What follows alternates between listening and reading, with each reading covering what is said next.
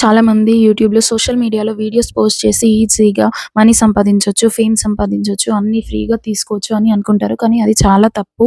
ఎందుకంటే మనం ఎక్కడికైనా బయటికి వెళ్ళినప్పుడు మనం అందరి ముందు మొబైల్ తీసి వీడియో తీయాలి. అండ్ ఎవరైనా ఏమైనా అనుకుంటారా? ఎవరైనా ఏమన్నా అంటారా? అని ఒక 100 సార్లు ఆలోచిస్తాం.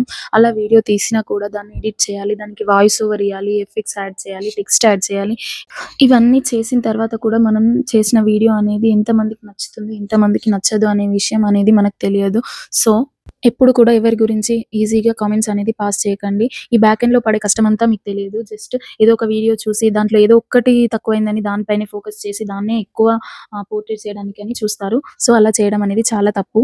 I am the person. నేను దేనిపైనైనా ఇన్వెస్ట్‌మెంట్ చేయాలి అంటే ఒక 100 సార్లు ఆలోచిస్తాను.